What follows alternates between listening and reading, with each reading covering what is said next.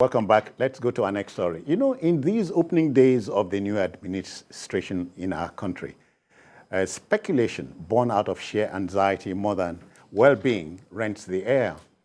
The latest on the possible ministerial list in circulation has provoked the response from the presidency. Presidential Special Advisor on Communication, Strategy and Special Duties, Dele Alake, has let it be known that a purported list of ministerial nominees is a mere fabrication. Addressing newsmen at the State House, Abuja, Alake dismissed the list, but assured that the government was within the 60 days stipulated by the Constitution to submit a list of ministerial nominees. Jide's speculation is a parasite, if you ask me. Yes, because the people are expectant. So it's understandable. I'm not saying that it's right to speculate because there's a thin line between speculation and falsehood. But the people are expectant. That is the fact.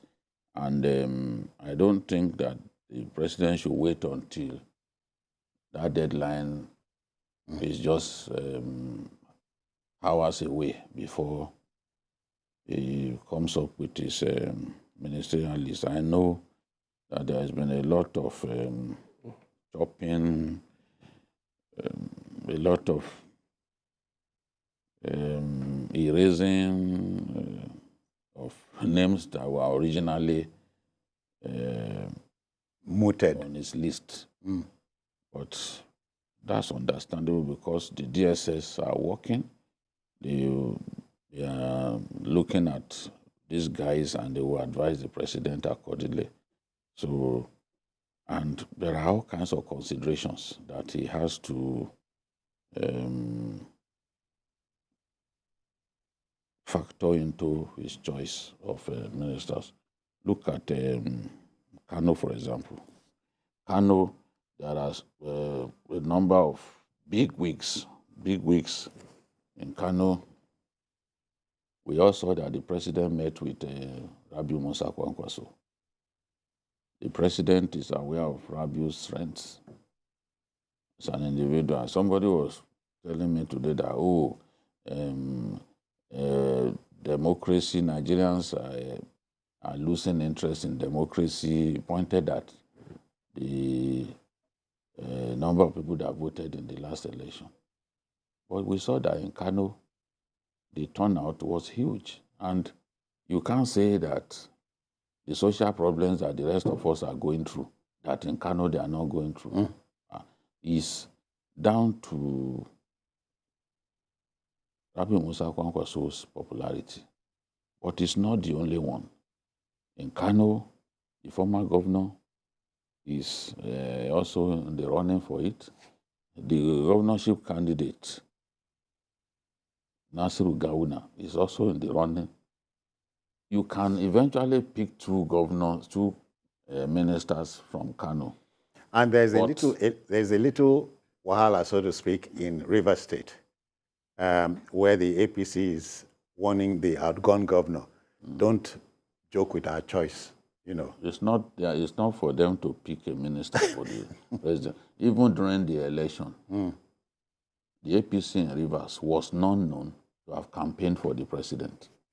This is open secret. Because the person who owned the structures of the APC in Rivers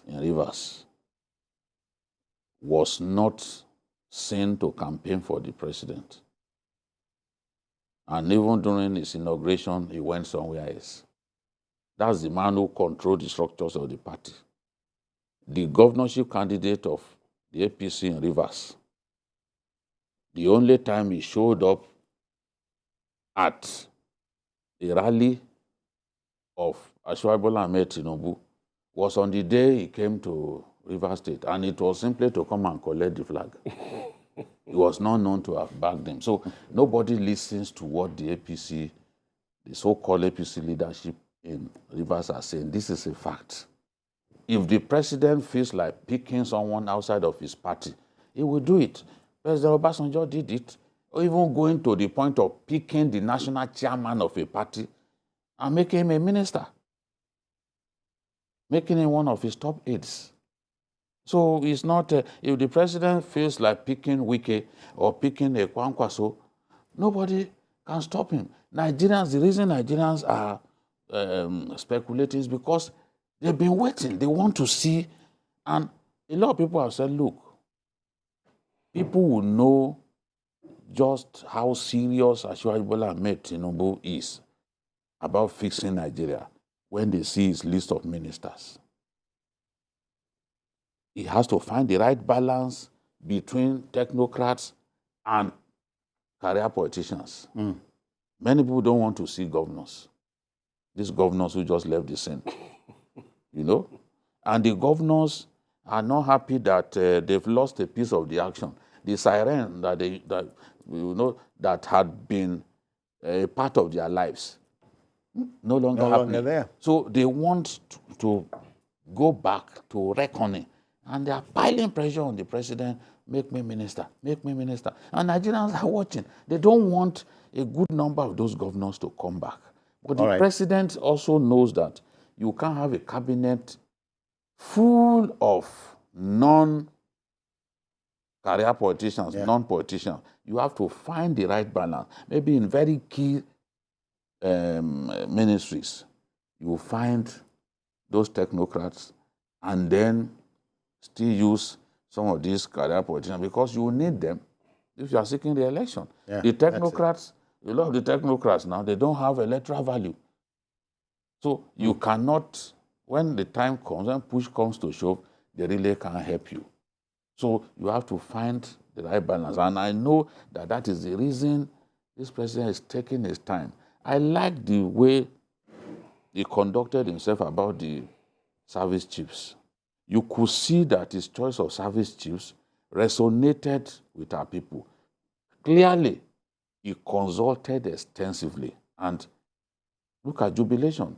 Everywhere that Lagbaja has served, they were jubilating the barracks. They were happy. The same thing with Chris Musa, humble senior military officer, loved by his officers and men. They were happy that the president chose him. Look at the man that was made the chief of naval staff. Ogala. Nobody knew him. Yes. He never lobbied. In the army, they called such people a man without a father. He just happened on the scene because of his well-known brilliance, always on top of his class and all that. So this is what we want to see. Let him get the best for us, but he has to find the right balance between those technocrats and the politicians for his own political goods. Emeka, and then there should be a balance between this speculation and anxiety in the land. Don't forget, many of these politicians have online boys online who are always pushing things out. You know, yes, they have a retinue of paid, paid aides who are online, pushing out all kinds of things. So definitely the speculation, you should know, knowing Nigeria very well, is being powered by politicians more than the ordinary Nigerians because they want their names out there. They want their names. They want to really put it in the face, in your face, method that, look, consider me, look at my name here. But I'll just take something, that happened some time back.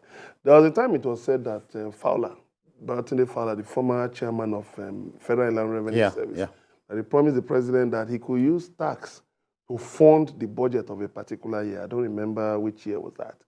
Now, if you have somebody who, for instance, can say, all right, Mr. President, that we can, from this sector, we can take care of the budget from this sector. That look at the plan. And that government doesn't have to borrow. Even if government has to borrow, just maybe minimally. But from this sector, I think such people should be considered. You can put the career politicians in certain ministries where, well, sometimes, they can sleep over issues and you can just manage them here and there. But the real technocrats should be given a chance. I'll repeat Taiwo Yedele again, because someone I respect a lot. Somebody like that, you know, he understands what tax You are means. not campaigning. No, I said, no, he has been given an appointment. You know, has already been given an appointment to head a committee on tax reform. Maybe you recommended him. No, but no, his hard work, his good work recommended him. So if somebody like that tells the president, for instance, I can, we can fund the budget through this and that and that. I mean, people of that caliber, that's what I'm talking about. People of that caliber should be considered. It should not just be about, you know, Let me sound off a little, gentlemen. I cannot wait to see the National Orientation Agency coming back to life, if you ask me. I cannot. Not asking funding is key. But and that's why I want that Ministry of Information bundled. Yeah. You know, part of what the Ministry of Information, part of the responsibilities that it undertakes now, you actually go to another ministry. You can't have Ministry of Information, Culture, and tourism coming on that. No. Because of the potential of tourism, culture, to make money for us and entertainment. So the president now has an essay on that. That should actually be a ministry on its own.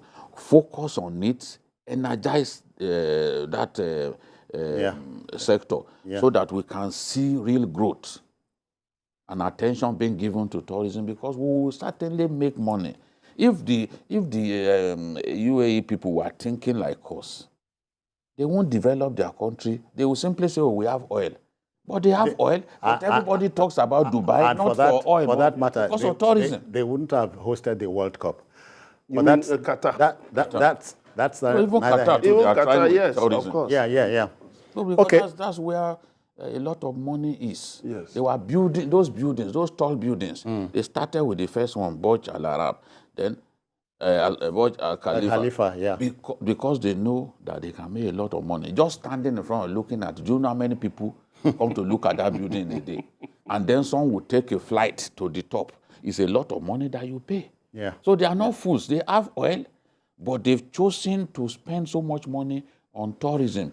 They picked up valuable lessons from the old Lebanon, because that was where their fathers used to go and enjoy. Yeah. They didn't know that, look, if they worked hard, they can actually turn their country to a place better than Lebanon. Yeah. And that's what they've done.